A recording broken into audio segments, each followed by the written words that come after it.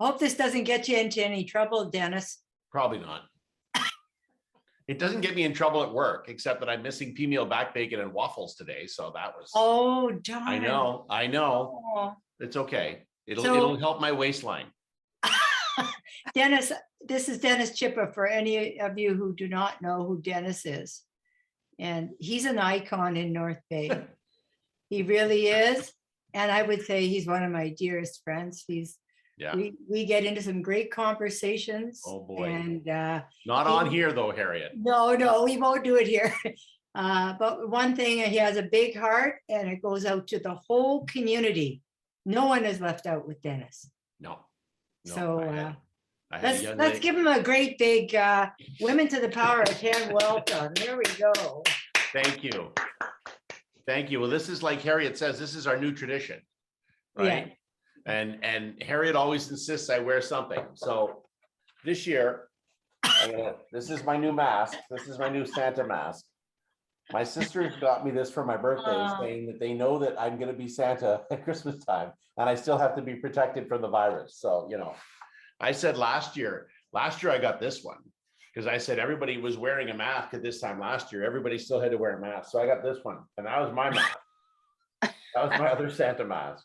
But the little kids don't like it at all. So I have to wear that other mask to protect my face. Yeah.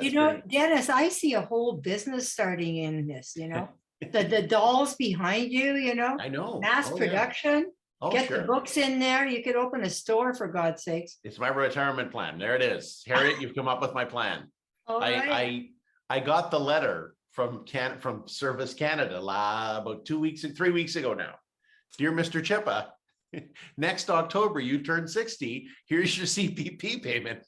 And I showed it to my wife and went, ooh, next year I turn 60. I said I thought I was only 45, but apparently I'm not. Justin Trudeau still thinks I'm 59, so that's fine. So I said that to her. I said, well, maybe I should talk about retirement. And she says, you would be bored in a week if you ever retired. I said, I know. So I can't retire, but maybe I'll just sell stuffies and books, We have to talk. We have to talk.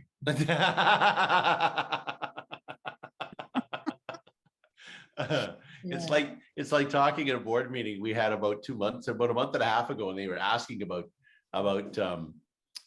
my contract, and I said, well, I'm not talking contract, I'm talking succession plan. And they went, no, we're not discussing succession plan. I said, okay, we're not. Apparently I'm not allowed to discuss the succession plan at the gathering place. I have to stay here till they take me out on a stretcher. I said to somebody, you might be taking me out on a stretcher anyway. Jeez. It's been a very long year at the gathering place. Anyway, Christmas time. So here's what I did, Harriet. I'm going to try and share this. I don't know how to do that. Oh, I have to make you co-host, I think. Okay. One of my many non-skills. So here we go. Okay. You're on and you can share screen. Okay. Hang on. Is it? Oh, there it is. How's that? Did everybody see that? Perfect. Okay. That way we can follow along. Yeah. Okay. So here's the first one. Now this one, I don't know. I honestly, Harriet, don't even remember how many years ago it came out. I think if you go up and go, where do you go? Everybody slideshow, and you can that will open up into the big screen. Okay, hang on. Now, slideshow, I think. You are screen sharing. Okay, I'm going to stop share. I'm going to go to slideshow. Yeah, I'm going to make it big, right? Here we go. From beginning. There we go. Ooh, it's got music and everything now. But we don't see it. Oh boy. All right. You got to share screen. Okay, so I got to share that screen. You and me stumbling through technology. Isn't this fabulous? Well, okay. I know it's not just me. If we all put up our hand, do we stumble through technology sometimes? Yes. Yeah, we do. Thank God. I feel at home now. Thank you. That feels Isn't good. it wild? It's great. Oh, there I am. Okay, there. I had lost you for a minute there. Now I'm going to try and I don't know. This might be as good as it's going to get. Is this way. I've only done the share screen once because see Okay, what's happening. Just go ahead, Dennis. Go ahead. All right. Oh, hang on. Oh, there we go. Try that. Yeah, there. Good work. You have to have the pre-music. I love it. All right, there we go. So this is the first one. Lost his suit. Maybe I could just have Vandra read it. I'll have Vandra read it. Okay. No.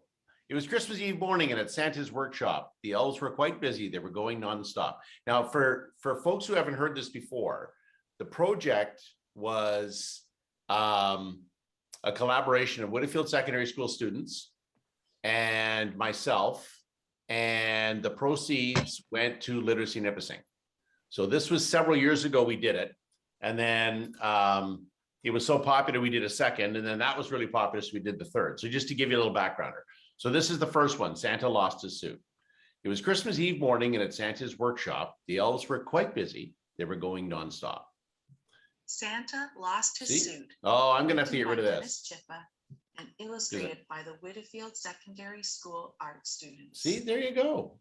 There, I'm gonna do it this way. It works a whole lot better without Vandra. All right. The North Pole have been working for tonight all year long. Okay, I gotta put my glasses on now. See, Harriet, the whole thing's done. Everything was ready. Yeah, everything was ready. The toys in the sleigh, the reindeer were pumped because today's the big day. The North Pole have been waiting for tonight all year long. It was the biggest of nights. What could possibly go wrong? Santa took out his big hat and his mitts and his boots. Then he looked in his closet and said, "Where's my suit? I know it was here. It was just here last week. I tried it on Monday and it needed a tweak." Then an elf named of Rusty, "I have something to say. I took it on Tuesday to get cleaned in North Bay. But I stayed in town shopping and such deals that I got. I came back home late and the suit I forgot." The elves said, "Oh, Santa, what will we do? We simply can't make another red suit for you. You'll have to wear something, pajamas, a robe, perhaps a warm snowsuit to circle the globe." Santa replied, "No, you don't understand. My suit is my magic. It's all part of the plan. It's how I get in and out of tight spaces to give boys and girls presents without any traces. We have to do something. We need the right gear. We must find a way to get my suit back up here." So the elves got on Facebook, on Twitter, and Skype. They emailed as fast as their fingers could type. They said North Bay children were falling behind. Santa's suit has gone missing. That suit you must find. They waited and sweated and finally heard just what they wanted, a wonderful word from a young girl named Susie, who said, "I know where. Santa's suit has been sitting in the store of Prepare. He cleaned it and washed it with delicate care. He mended and pressed it, then sewed up a tear. I talked with my folks and we all racked our brain. We'll send it up fast on the polar bear train." So the suit got headed up on the Santa Express. It got there in time for him to get dressed. The gifts got delivered and it was a close shave, but the kids of the city knew why Christmas was saved. And ever since then, it's tradition, they say, that the first stop for Santa is right here in North Bay. So that's... Oh, I love it. Oh, I got another brilliant idea while you were playing. Is it reading good. that? Tell You know, me. with all that's happening with ONR, Yep. they should sponsor the reprint of this book. On the Santa train. Yes, and put their logo on that train. Yeah, they could. They could put their logo on it. We actually had this conversation. So I had a conversation with a couple of people who said, what would it take to redo it but maybe not have the sponsor, like different sponsors or whatever, but at the same time, what would it take to do it and then have it as a fundraiser for some other charity? And I told them right then and there, I said, I'm not interested in it as a fundraiser for the Gathering Place, because it would be too much like me basically raising money for myself. And I don't like doing that. So I said, but I could do it for another charity. The only thing is then we started to look at physically look at the book, and we would have to redo a lot of the book. And I said, well, But I Yeah. said, if we change some of the book, like especially at the front, there's a lot of stuff at the front, to take it away from. And then I did contact Vandra about from Literacy Nipissing about whether or not they would want to redo the book. But the thing is that with everything being not sure about opening and not opening, they're just, it's really hard for a lot of charities to figure out what to do, as far as a fundraiser. Yeah. So they said, no, not yet. So I don't know. So I said, the book is still there. I still have copies. Vandra, I think, has a few at home.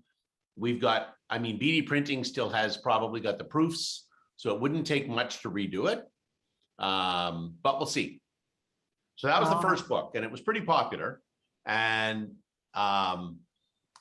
there were, as I say, there are all kinds of stories. As I say, the grade 3 class and this young girl telling me all the different reasons why it wouldn't work. I remember distinctly. I think the best part for me was I brought the book down to my dad, and my mom had passed about a year before, and I had brought the book, so I gave him the book, and it was the first book is dedicated to my dad. And he just kept staring, sitting in his kitchen saying, I just can't believe this. I just can't believe this. Well, then the second book came out and everybody was happy. Well, by the third book, he had decided, he was in a retirement home by then, and he had decided that his son should come down and just do a presentation. It's like, so I had to come down to Stratford. And of course, no one in the building even cared except for my dad. But my dad just sat in the front row. And by then I had been given the Order of Ontario. So he just kept firing these questions at me like a news conference. Now, what about that Order of Ontario, Dennis? You should mention that and I said, so he's sitting in the middle of this retirement home bragging about his son. And I said, I just remember at one point saying, Dad, you have 6 other kids. Like, really, like some of us are actually pretty cool. But he always asked me about this year and what's going to happen with your book, and are you working on any more? He's always asking me if I'm working on any more. So I always tell people that's probably the most special for me, was being able to bring the book down and have my dad sit there and read it and see that it's dedicated to him, which he didn't know. And he just thought that was the cutest thing. So yeah, so now every year he brings out the books and puts them up in his room, and yeah. So this was the second one. And I should also mention, this drives anybody who does any art or any kind of, writing or whatever. I don't know quite how to describe it, but you read about all these authors who have these difficult things with writer's block and things. So the first one, Santa Lost His Suit, I wrote in about 45 minutes at work one day. This one I wrote, it took me another half an hour. These ideas pop in my head and it's just really bizarre.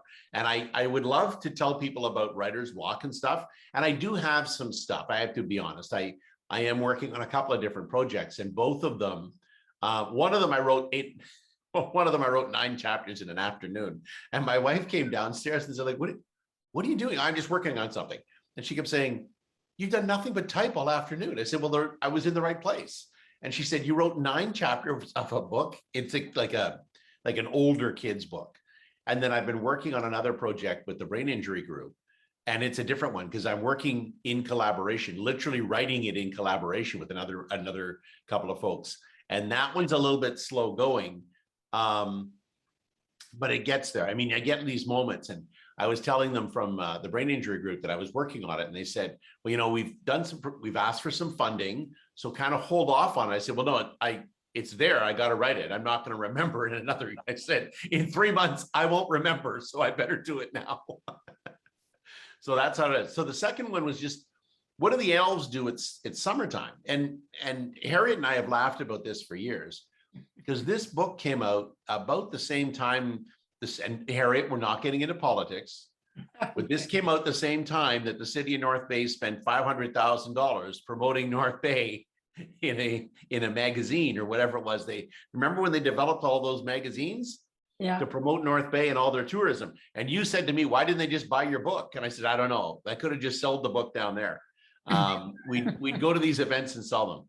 So this is what do the elves do in the summertime? And what we decided was they'd come to North Bay. So here's back to work for Santa's elves. It was months before Christmas, and the elves were at play. They could surf and could swim as the sun shone all day. Their tools put away, put up high on the shelves, the elves were completely enjoying themselves. The reindeer were loose, running free in the woods, playing all of the reindeer games that they could. When all of a sudden, the news hit the wires. All of Facebook and Twitter were abuzz and on fire. Vacation is over, time to fill up the sack. Santa's back home from Florida. The Clauses are back. The elves were surprised. Their jaws dropped to the floor. But before they could speak, Santa walked through the door. He was a lot thinner. It was really quite weird. And he'd taken the time to trim his long beard. He had on his sandals, a bright shirt, and straw hat. And they thought he looked funny in the chair where he sat. He said, listen, folks, I know that it's early. I sort of like Florida, but I got kind of squirrely. He said, sorry, gang, it's been that kind of summer. There are toys to be made, and I know it's a bummer, but I'll make it up to you. I'm not sure the way. The elves said, we know. Let's go to North Bay. You go there each Christmas. It's the first of your stops. We know that it's pretty, and it's got super shops. A trip there in summer would just be the best. Could we visit there, Santa? We'd be really good guests. Santa said, it's a deal. If we go for a week, you'll come back and build toys without making a squeak. The elves said, we promise. And they headed that way to spend a fine summertime week in North Bay. So this is a little travel log, right? That's what we were doing. Oh, they sat at the beach, rode the waves, and what's more, they had lunch at the restaurants and they shopped at the stores. They spent time at the waterfront riding horses and moose and otters and swans and the train's old caboose. They played in the parks on some swings and some slides, and they went on the Chief for a nice evening ride. They went up on the base, saw the airport and all. They looked at the planes and then went to the mall. They toured the city and enjoyed all the roses. I put that one in for Harriet. And enjoyed all the roses, and the smell of the shad flies didn't bother their noses. They even took time to catch some big fish. The walleye and bass sure made a great dish. They went to the market and bought some farm fresh berries, and the plants and the veggies made them quite merry. The week finally finished, but when it was time to go back, they had many more items than they now had to pack. They made it back safely and put a mark on their sleeve to remind them to stop first in North Bay Christmas Eve. So that was their summertime travel log. That really should have been, there shouldn't have, that should have been it still could be. Once again, it's the travel log, right? It's the travel log for the summertime. You know what, these things are what the beauty of North Bay, the richness of our creative community. When I hear these stories, gee, Dennis, that's a wonderful thing. You have a wonderful mind. Well, I have a weird mind. I tell people it's a children's mind. So I see things from a kid's perspective because my mind's not that smart. But I see things, I see things and it's like, well, what do we like? What would if I wanted people to come here for the summer? What would I want them to see? And then you just kind of put it together, and you just kind of jot things down. I mean, Harriet and I have talked about the process with these silly things, and you jot down some points, and then I just, and then I would just put them into poetry. And then I got lazy because a lot of the stuff that I write now isn't in poetry. It's just I just write it naturally, and I was just say I jot down the points and then write it in that way. One of the problems I'm dealing with this project with the brain injury group is I'm using a lot of dialogue, and I haven't done a lot of dialogue in the past, right? It's always narrative. So I'm working on the dialogue piece too. So we're having fun with that.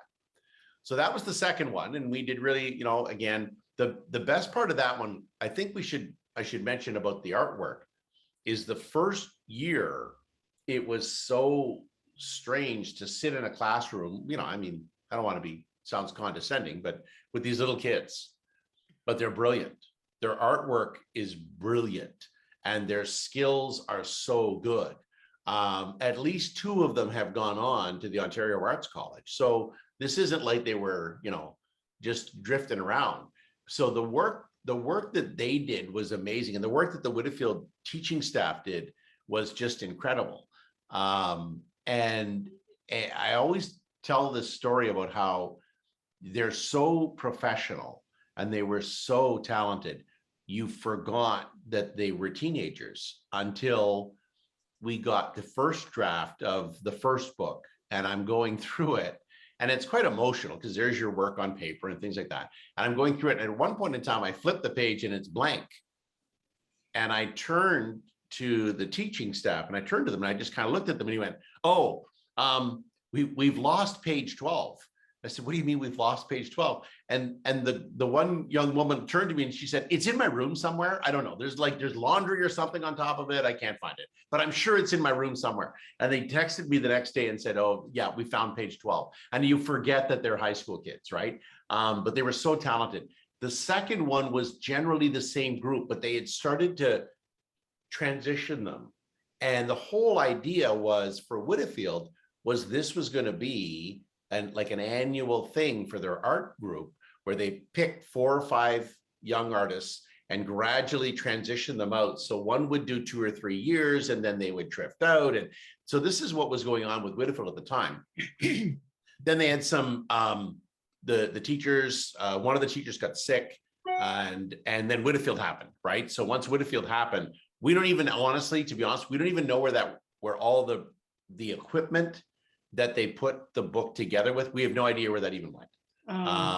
So that was the last one. So then this was the last one, and it was right around the Whitfield time, right around where they had decided that Whitfield was the one to go. So we decided it would be one last run for Whitfield. And if you look at Santa Lost His Suit, it's some of the pages, there are Whitfield pictures, right? And in this one, Santa's got a Whitfield, he's got a nice little Whitfield hat on too. So Crankpot, the idea, and you know, I always tell people like these weird ideas, I think it's especially for children's books, but these weird ideas just pop in your head. And I was going to work one day and I had the radio on and they were talking about so-and-so being an angry elf. And I just remember saying to myself, well, why would elves be angry? Elves are always happy. They're wonderful. I mean, I remember Rudolph the Red-Nosed Reindeer. The elves are always singing and happy elves. And I thought, well, maybe if I wasn't very happy in my work, maybe that's why I would be an unhappy elf.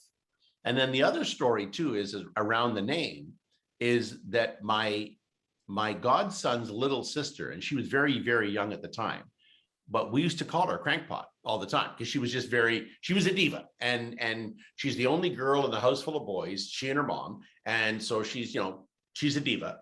And so we started to just call her Crankpot because she was cranky all the time. So I'm going to work and I thought, well, why would I be an unhappy elf? And I thought, well, maybe if I made underpants, that would make me, you know, and I said to my wife that night, I said, I don't know what I'm going to name this silly elf. And she said, I think you should name her Crankpot. It was like, Crankpot, done. So that's where Crankpot the Underpants Elf came from. Oh. That's why she's standing on a big pile of underpants. I can just imagine I'm trying to imagine what it's like to live with you, Dennis. Sometimes it's difficult to even live in my brain, Harriet. You know, it would be very interesting dinner conversation. I can tell you that, boy. Yeah. So we don't often have, what we do is we usually allow ourselves 10 minutes a day to talk about work. And then we talk about other stuff, you know. After 22 years, she's just getting used to it. She's like, yeah, okay. The last one was the book, and she was kind of thinking it was, because I told her it was a children's book. Well, she starts reading it and she comes back and she says, hey, this isn't a children's book. I said, what do you mean? She said, well, it's like about the apocalypse. I said, well, it's still for children. She goes, what do you mean? I said, well, the main character in it is a 12-year-old girl. She says, the first thing she does, Dennis, is shoot a deer. I said, well, yeah, but it's because of the apocalypse. She goes, this isn't one with elves in it. I said, oh, I'm sorry. She said, no. I want elf books. I don't want this stuff. I said, oh, okay. And that's what she said. I hope you haven't got very far into it. I said, I've written 9 chapters. Oh. She's like, oh, okay. Well, if that's what you want to do. I said, I'm working on other things. Don't worry. I said, I have Rufus the Christmas Dog. He's just been rattling around in my head for about a year. And I was telling my son about Rufus the Christmas Dog, and he says, Dad, you told me that story when I was a little kid. I said, I know. He's a dog, and he's old, and people don't think he has value anymore because he's an older dog. God. And what happens is Christmas Eve, they think it's Santa coming in, but it's not. It's burglars. And Rufus was just laying there sleeping because he couldn't hear very well. And the burglars tripped over Rufus, and then they got arrested. So Rufus saved Christmas, you see. And so he's now Rufus the Christmas Dog. And my wife went, see, that I like better than the end of the world, little kids shooting deer. I said, okay, fair enough. So yeah, I write like this, and then she just leaves me down in the basement with my music on. So, all right. So this is Crankpot the Underpants Elf. Her real name was Betty, and that was a fact. But the elves called her Crankpot because of the way she would act. She always seemed grumpy. She always seemed rough. They would ask her a question, and the answer was gruff. She'd often complain about this or about that. The other elves were afraid to even stop off and chat. Betty really liked Christmas. That wasn't the thing. She loved all the cookies, and she sure loved to sing. She wasn't even trying to be a big jerk, but Betty was kind of unhappy at work. This is probably one of my favorite pictures of all 3 books is this one. And it was the detail that the kids put into it. See, most elves made toys or sports stuff or games or dollies or books, tons of things you could name. But the problem for Betty was there was no fun chance. For Betty's main job was to make underpants. Oh, don't get me wrong. She was really quite good. The seams were all perfect and put just where they should. But Betty felt that her work was ignored. Christmas morning, the kids would just look and be bored. So she got so upset that she cried in her sleeve, and the bloomers ran short as they neared Christmas Eve.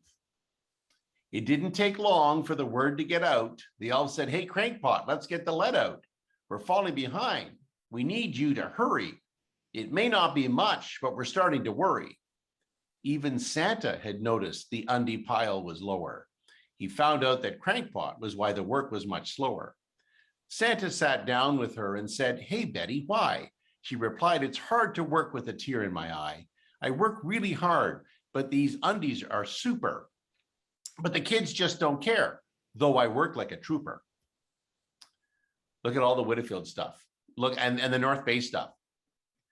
Santa said, Betty, I'm off to North Bay. Why not come with me? We'll just go for the day. We'll sneak down the morning and sneak back at tonight. We need a few things, and our timing is right. So the pair headed out from the North Pole that morning. They left unaware of the big snow squall warning. Mm-hmm. They got to North Bay just in time for the squall. They found a safe place huddled up in the mall. They stayed there that night and snuck out the next day. And as they flew out, Betty watched the kids play. She turned and said, Santa, they're having a ball, even though it's so cold and they've had that big squall. Santa said, Betty, that's all due to you.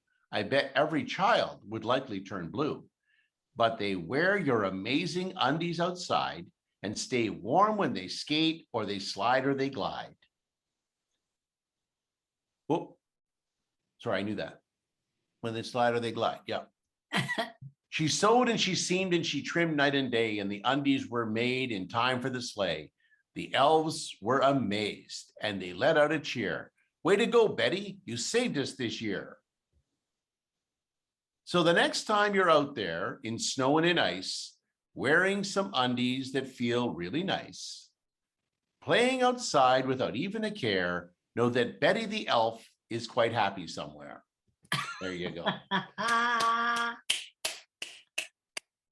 Beautiful. Oh You know, my you just gosh. have to have fun. So right? book 4 isn't ready yet, I understand. Well, no. Larry the Littlest Elf. I don't have him with me today, but Larry the Littlest Elf, I wrote that one several years ago. And by then, as I say, the Whitfield thing was going on and Literacy Nipissing wasn't sure that they wanted to do anymore. So at that point in time, we decided to take a pass on the book day. I had made a deal with them, in fairness. I mean, we had made a deal for 3 books. So when the 4th one came out, they were like, nah, we're okay with it. And I said, all right. Then what happened was, of course, then we had Whitfield. The Whitfield thing happened. And then after the Whitfield thing happened, of course, then from there, it's been COVID. So, I mean, it's been very difficult to get a group together. We're still, and there's a small group of us, basically we're friends. We like to talk about it. There have been some discussions about whether or not we would find a group. We don't know where the Whitfield project, like I say, all the equipment, we don't know where that went. We don't know if another school would want to do it. We don't know. I've talked to some groups about would we get, you know, maybe get Nipissing University, get some of the fine arts students there, or Canada's graphic design students. And it's the trouble is getting it together and doing it as a project. The biggest problem we had is COVID. It really was. It slowed everybody down. Everybody's, you know, I mean, students are working from home, students are doing in class, in virtual, and it's hard to put that kind of personality of groups together. So that's part of the problem, is trying to find that once COVID starts to settle down, and it's starting to settle down now, we're looking into it. The other thing too is it's a Christmas book, but you got to start early. So it would have to be at the latest. I mean, when we were doing the other books, we would start in March. And we started doing the planning in March and then picking it up in the fall, right? So you do the March, April, May, June, and then pick it up in the fall. So that's what we have to work on. So it's still a project. I mean, I have several children's books that are written, and they're on, I've got them all over the place, saved on my computers, and they're all in a same file. I've got the same file saved. And, when I get these ideas, I just write them down. But the real important thing is what's going to happen now. Like, what is going to happen? And would we find a group to do it? Would Scholar Hall? I don't know. Would Algonquin do it? I don't know. Like, I don't know where that, and it's not just the equipment. It's where did the teachers go? Did they go to West Ferris? Did they all split up, and some are at West Ferris, some are at Chippewa? And I'm just kind of, right after the breakup with Whitfield, then we had COVID. So I haven't had a chance to get groups together and say, hey, is anybody interested? I think I will. I will probably do it in the next 6 months, probably sit down with some groups and say, are you interested? As I say, I've got this other project going with the brain injury group. The thing with Larry is the best part about it for me is I wrote the book. So here, I just hand it to the university, I hand it to the high school kids and let them do the creativity, right? So I always tell people, as soon as they get the email from me and say, this is Larry the Littlest Elf, my job is basically over until it's done, and then I promote it. So I would have time to still do other projects, and I have this other job thing too, which, Well, tell us, hey, Dennis, how much does it cost would you say? I mean, a lot of it's volunteer, but what does it cost to even have it printed? I think the last time we did it with Crankpot, I think it was about $5,000. I don't think it's not a ton of money. Yeah. But it isn't a costing thing as far as getting them printed. It's really the timing it takes for the kids and you got to get the commitment. And the problem we're running into, and I mean, everybody's running into this, the problem with COVID is getting that socialization for kids to be able to be prepared to sit in a room and do the work. Not that I think the kids are lazy, it's just this is how COVID, this is the byproduct of COVID, So at probably I wouldn't say the whole project cost any more than about $7,000 to do. So it doesn't cost a lot. I have an account with Archives Canada, and we send, like, once the book is produced, you have to send a copy of the book to Archives Canada, and that's for copyright rules.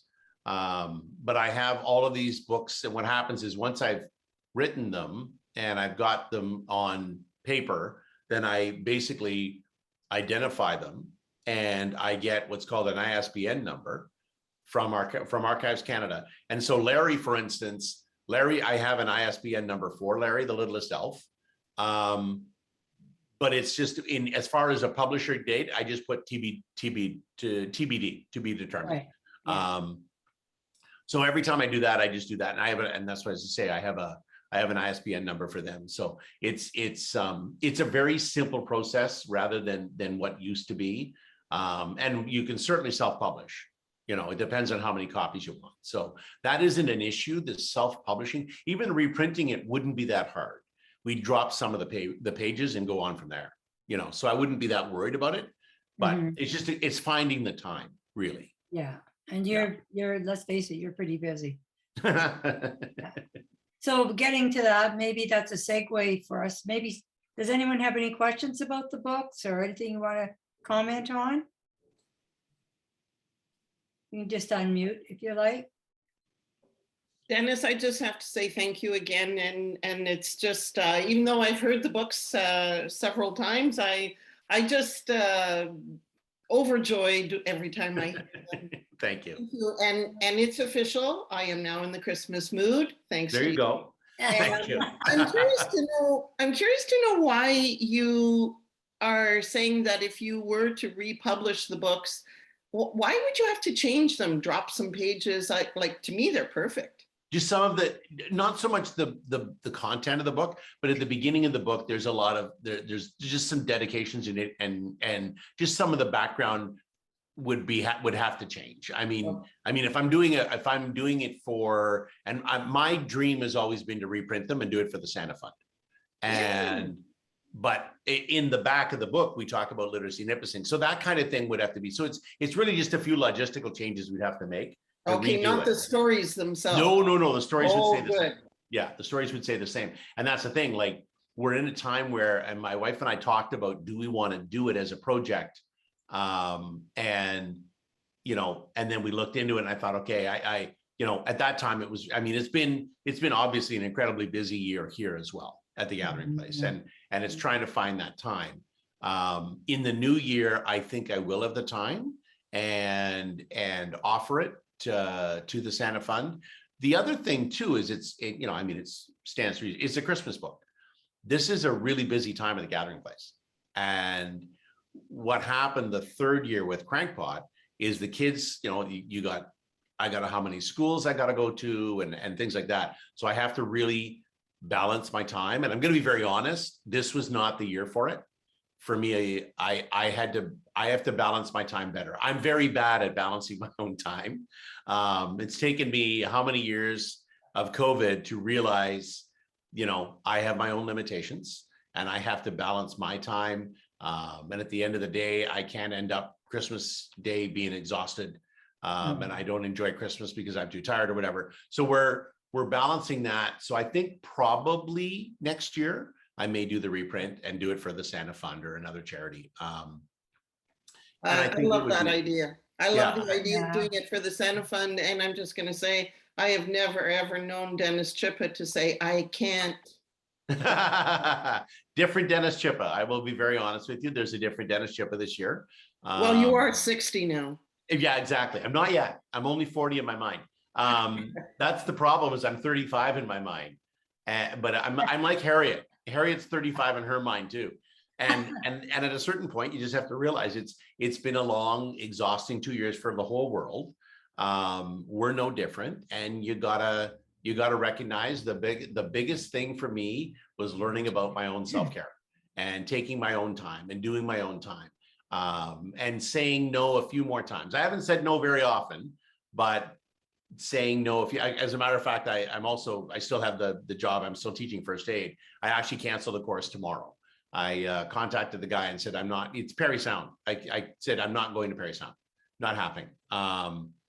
So yeah, I think that we should you know, I mean, we all have to learn about our own self-care. I mean, Harriet, I'll tell you that a million times, right?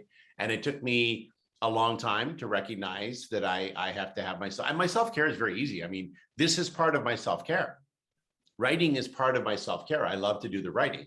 And I love to, you know, to some degree, obviously I love the performing, but the self-care was you have to take your time. And I've been doing that a lot more this past year than I did probably in the past. And I think it's helped me to some degree. And it's helped me be, you know, more focused on what I do. And I think it's opened up a bit more creativity for me. I mean, I've been pounding out stuff like you wouldn't believe. And I had no idea. I went through a period, you know, we talk about writer's block. I went through a period of probably 2 years where I didn't write anything. I just didn't, it just wasn't there. And to be able to do what I was doing, working with the brain injury group, working on my own, and it was great. And the best feeling in the world was the afternoon that, as I said, I started writing this book. And I don't know that it'll ever see the light of day because it is pretty morbid, but still, it was a pretty interesting book to write, and I felt good doing it. And that's what it matters, right? And so it's important. I mean, self-care has become so much important for everybody, and you know, it's been a long year, but I mean, the year is now my uptick. I'm a Christmas guy, and it's the season. And then once Christmas is done, then I'm in the winter guy. So I don't hate winter like so many other people. I don't hate it. I don't like driving through it. So that's why I called Parry Sound and said, I'm not doing this course tomorrow, because I said, it sounds like it's going to be an ugly mess tomorrow. So I'm not coming. A year ago, I probably would have got in the car and I would have stressed about it, and I would have driven through bad weather. And life is too short. And that's, you know, that's the thing I learned from COVID, is life is too short, and you have to enjoy the day. I would love a drive to Parry Sound during the winter. It's a beautiful drive, but I'm not going in sloppy weather. It's just not worth the stress anymore. So it's supposed to rain tomorrow too. That's supposed to, snow and then rain. It's like, you know what? And it's Parry Sound. So you know how that rolls in off Georgian Bay. I think we got a question here, Dennis. Sorry, But before we go to that question, just want to say, Seni, we have Seni Vergara from Colombia. She's working with me. She's a Canadore student. Nice. She's awesome. And she thought the stories were awesome. It was the first time, of course, that she ever heard them. And she has a little a baby at home. Her name is Matilda. Nice. Yeah. Yes. There she is. Carolyn Ward says, Carolyn Ward says, just a natural talent, Dennis, and I concur with that. Claire says, my first time hearing your presentation, absolutely love it. The books are great. Awesome. Thanks so much. Can you tell us a little bit about the Gathering Place? What's the status there now? And, you know, is there anything that we as individuals can do? We don't meet in we don't gather in a specific location anymore, other than on Zoom and outdoors. So can you help us out there? Just tell us what's going on. We haven't changed what we're doing. We were talking about reopening. Every time we start talking about reopening, there seems to be some kind of an outbreak within the community that we serve. We think the plan is probably when everything is reopened in the spring, we'll reopen then. For now, it's still a to-go meal. Our numbers have been, I don't know if Jen McCharles did the story yet. She called me yesterday about it. I mean, our numbers have gone up to 50% over what we have been. The numbers haven't changed. The numbers, the level of need has increased dramatically in the last 6 to 8 months. So they're not just, there's two things, and neither of them is good. They're not just coming for a meal. They're coming for a meal, but they also need, so it's the buildup of the also. So they also need toiletries. They also need, support with housing and things like that. And it's really difficult for us because it's supposed to be like a 30 seconds in the door. Here's your meal. Hope you're doing okay. Here's your drink, and out the door. And to talk to them about, now during the summer, we would do a lot more interaction out the back. But the other problem is the level of need has led to such a level of desperation within the population we serve. It's been very difficult. You talk about Crankpot the Underpants Elf. It's a whole building full of crankpots. The upside is we are getting volunteers back, so that's given us a whole different energy. And I've made some staffing adjustments that has really worked. So I'm very proud of that. And there's a different energy coming in, and we're very excited about it. As far as and if we're excited about what we're doing, we can transfer that on to the folks that we serve, and that's the most important thing. So then the other part of it is what do we need? We always need the staples: coffee, sugar, pancake mix, syrup, stuff like that. What we really, and I know there's a lot of people don't like to donate money, and that's fine. Money, I mean, we got to keep the building open. I always tell people it's great, and I love any donation, but we got to keep the building open. But if people want to donate gift cards, then we can go buy their groceries. And Harriet, this is just for you. We're probably rescuing about 3,000 pounds of food a week now. Awesome. That would have gone in the landfill, he says, to the best environmentalist on the planet, Harriet Madigan. This stuff was going in the landfill. I had the health unit in here last week for a vaccine clinic, and I was doing a food rescue one-on-one to the health unit. And it happened to be Friday morning. We got a bunch of food came in from No Frills. And so I grabbed the ground beef and I held it up to them and I said, so the best before date on this is the 25th. Yes. Today is the 26th. Yes. Do you honestly think the ground beef has got rotten between the 25th and the 26th? And they said, well, we've heard that I said, your best before dates are ridiculous. I said, it makes, and I'm not going to complain, but the best before dates are actually best sale. So it's not, don't sell it after the 25th. That doesn't mean they're bad. So we take the meal, we take the food, we either cook it that day or we put it in the freezer. And I said, how many people buy groceries and they buy meat and then put it in the freezer? And she said, well, yeah. I said, well, that's what we do. And then we take it out. So what we don't use, we give away. So we've been giving it to Mattawa Food Bank, Sturgeon Food Bank. We're working with a lot of the other agencies as well. Then the other thing that has changed dramatically in the last year is our food outreach program. We developed that when COVID started because we recognized a lot of people were unable to come to us, usually during problems with travel. So I got some money from United Way and I went on and we built this food outreach program. So we're now actually not even, they don't even work out of here. They actually just texted me.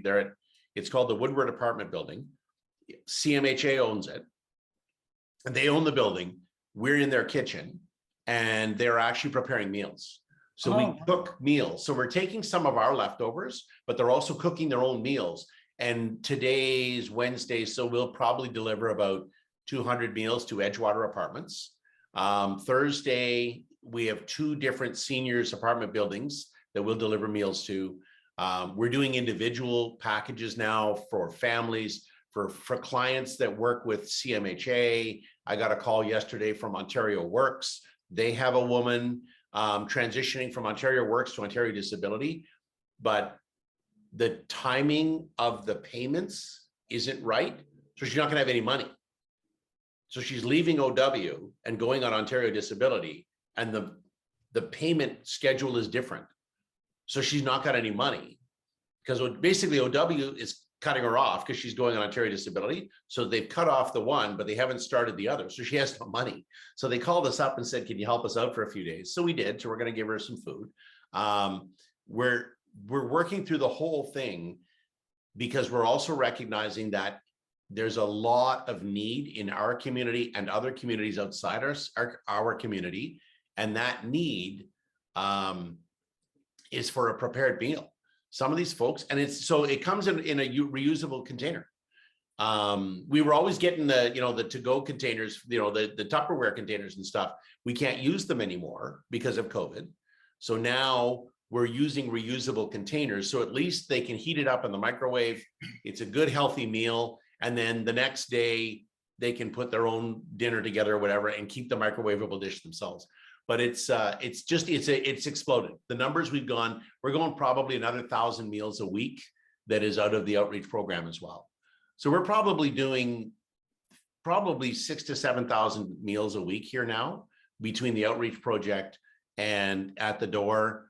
It's not uncommon for us to have 120, 130 people for a dinner to come through and get a meal. Wow.